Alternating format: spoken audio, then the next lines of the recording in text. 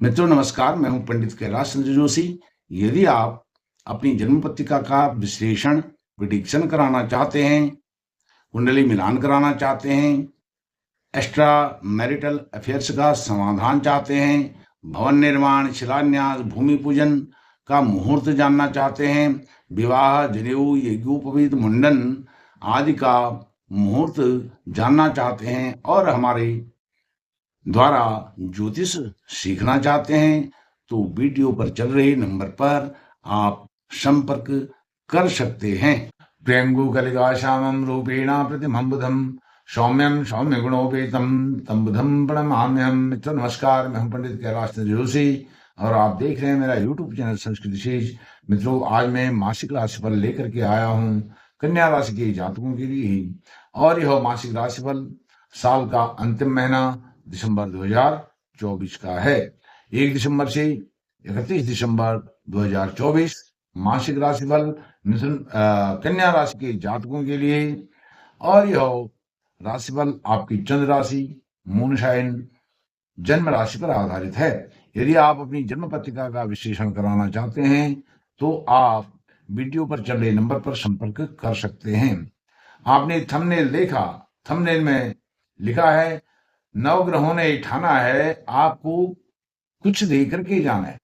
आपको कुछ दे करके नहीं जाना है, आपको बहुत कुछ दे करके जाना है। और यह 31 दिन आपके हैं, दिसंबर माह के 31 दिन आपके नाम नवग्रहों ने किए हैं।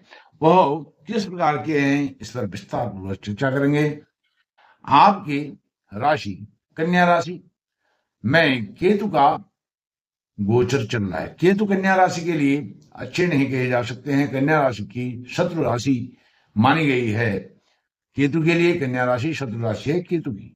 तो केतु जब विराजमान है तो नवग्रह, अब केतु भी तो नवग्रहों में आते हैं, केतु सहित नवग्रह आपको कैसे अच्छा फल दे रहे हैं जब केतु दुश्मन होकर के आपकी राशि में विराजमान है।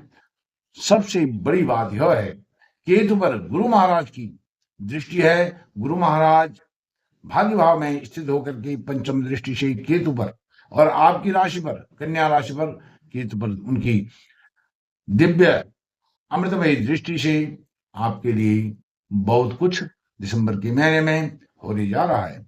जहां आपका स्वास्थ्य, आपका मृत्यु तुल्य कष्ट भी चुटकियों में गुरु महाराज ने अपनी दृष्टि से दूर किया है। कैसे कैसे कष्ट आपको भोगने पड़े हैं 2024 में, लेकिन उनसे कोई बचाने वाले हैं, गुरु महाराज हैं। गुरु महाराज की पंचम दृष्टि है केतु पर, और केतु पर जब गुरु महाराज की दृष्टि हो जाती है तो केतु बहुत अच्छा शुभ परिणाम देते हैं, अच्छा फल देते हैं, अच्छा परिणाम देते हैं।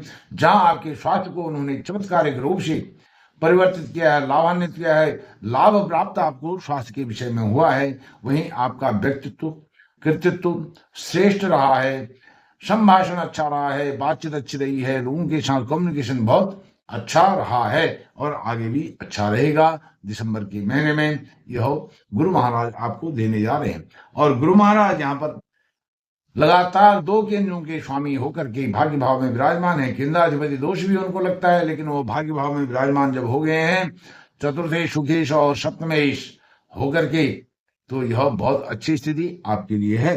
और वहीं प्रथम त्रिकोण में पंचम भाव में शुक्र विराजमान है, और शुक्र कौन है, आपके भाग्येश हैं। भाग्येश होकर के पंचम भाव में जब विराजमान हो रहे हैं पूरे दिसंबर के महीने में, गुरु नवम भाव में रहेंगे और शुक्र पंचम भाव में रहेंगी। और पंचम भाव में शुक्र भाग्येश के साथ साथ धनेश भी हैं, कुटुंब परिवार के स्वामी भी हैं, आपकी वाणी के स्वामी भी हैं। वाणी में बहुत मिठास, मधुरता, सौम्यता, इन बातों से आप अपने बिगड़ते हुए कार्य को बना डालेंगे। जैसे बनते बनते कार्य बिगड़ जाते हैं, वैसे ही बिगड़ते बिगड़ते आपके कार्य दिसंबर के महीने में बनने वाले हैं।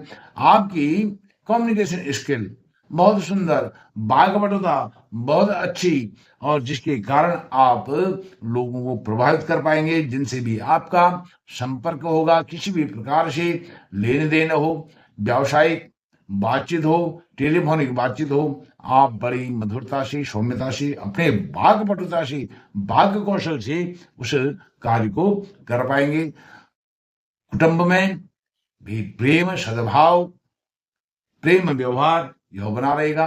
धन की स्थिति भी यहाँ पर बहुत अच्छी है। हालांकि लाभ भाव में मंगल विराजमान है, नीच के मंगल विराजमान है, लेकिन मंगल जो है आपके अष्टमेश भी हैं और तृतीयेश भी हैं। तृतीयेश होकर के मंगल एकादश भाव में गए हैं, यह भी विपरीत राजयोग होता है। अचानक आपको धन की सडन बेनिफिट हो सकता है, धन का अचानक लाभ। और जो आपके कार्य क्षेत्र हैं, कार्य क्षेत्र के स्वामी बुध हैं, तो बुध अभी बुधादित्य योग बना रहे हैं तृतीय भाव में। कहा? पराक्रम, करेज, साहस, पुरुषार्थ के भाव में, परिश्रम के भाव में बुधादित्य योग बना रहे हैं। तो कर्म आपका श्रेष्ठ रहने वाला है। और बुध भी यहाँ पर आपकी राशि के स्वामी हैं, साथ में कर्मेश भी हैं, कैरियर भाव के स्वामी भी हैं। तो आपकी कैरियर में और आपके व्यक्तित्व में दोनों का तालमेल, सामंजस्य बहुत उत्तम कोटि का रहने वाला है। अच्छा रिजल्ट आपको कैरियर से भी मिलने वाला है।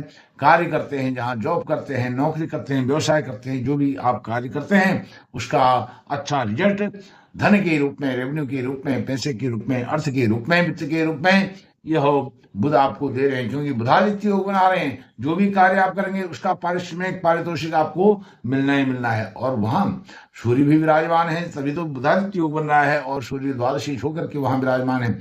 देखिए, मंगल तृतीय होकर के लाभ भाव में विराजमान है, एक विपरीत राजयोग है, दूसरा द्वादशी सूर्य तृतीय भाव में विराजमान है। तो दूसरा विपरीत राजयोग यहाँ पर निर्मित होता है। अर्थात आपकी जो भी यात्राएं होंगी, अपने वाक्पटुता से, कौशल से, अपनी बुद्धि से, विवेक से, कॉमन सेंस से उसको हल कर पाएंगे। यात्राओं से भी आपको बहुत अच्छे रिजल्ट मिलने वाले हैं, सफल होने वाली हैं आपकी यात्राएं। किसी भी प्रकार की कोई भी यात्रा हो, चाहे तीर्थ यात्रा हो, बिजनेस से संबंधित यात्रा हो, कहीं विजिट से संबंधित यात्रा हो, किसी भी प्रकार की यात्रा आपकी बहुत निर्बाध रूप से आपको सफलता के शिखर पर पहुंचाने वाली है। बात करता हूं तृतीय में सूर्य नारायण भगवान। कोई भी क्रूर ग्रह है तृतीय भाव में उत्तम कोटि का फल देता है, और तृतीय भाव को जागृत कर रहे हैं सूर्य नारायण भगवान। विपरीत राजयोग भी दे रहे हैं, जागृत भी कर रहे हैं, और साथ में तृतीय भाव में सूर्य की स्थिति बहुत उत्तम मानी गई है।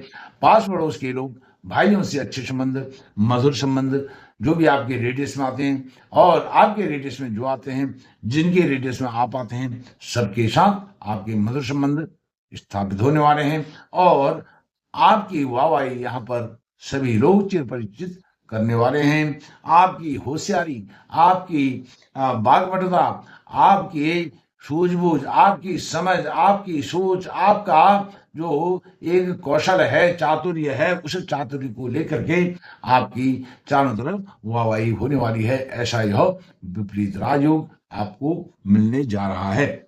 और दूसरा, जो शनि महाराज हैं, वह भी छठे भाव में मूल त्रिकोण के आपके राशि के परम मित्र हैं।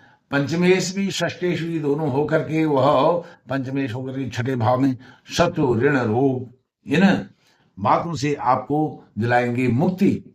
न शत्रु होंगे तो आपकी वाक्पटुता, आपकी चातुर्य, कौशल के आधार पर वह शत्रुता उनकी करना वह भूल जाएंगे। और ऋण आपको होगा नहीं, यदि होगा अच्छे कार्यों के लिए होगा।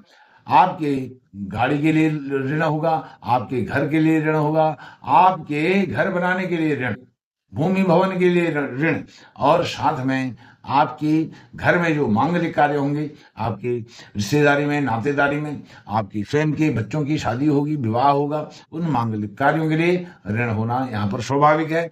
और उचित संसाधनों के द्वारा उस ऋण का आप भुगतान कर पाएंगे।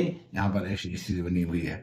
अब राहु सप्तम भाव में विराजमान है, आपकी राशि के परम मित्र राहु कहे गए हैं। और इसमें मीन राशि में वह विराजमान है, शत्रु राशि में विराजमान है, लेकिन आपकी राशि के वह मित्र माने गए हैं। तो आपकी राशि में वह पूर्ण दृष्टि दे रहे हैं। वहीं पूर्ण दृष्टि राहु की जो पंचम दृष्टि है मंगल पर भी है, आपके आय भाव में है। आय भाव में जहां मंगल नीच के होकर के आपको कुछ हानि पहुंचा रहे हैं, वहीं राहु पंचम दृष्टि से वहां पर बहुत अच्छा परिणाम आपको दे रहे हैं। और राहु की पंचम दृष्टि के साथ साथ सप्तम दृष्टि आपकी राशि पर है, वो मैंने आपको बताया। नवम दृष्टि सूर्य पर पड़ रही है और सूर्य पर शनि की भी दृष्टि है। सूर्य पर शनि की दृष्टि और शनि की जो सप्तम दृष्टि है, सूर्य की सप्तम दृष्टि, शनि की सप्तम दृष्टि सूर्य के घर में और नवम दृष्टि सूर्य पर। पिता के घर में भी दृष्टि है और पिता पर भी दृष्टि है, तो भी पिता पुत्र के संबंध को अच्छा बनाने की एक अच्छी स्थिति है। तो नवग्रहों ने ठाना है आपको बहुत कुछ लेकर के जाना है। मैंने यहाँ लिखा है कुछ लेकर के जाना है, लेकिन बहुत कुछ लेकर के जाना है।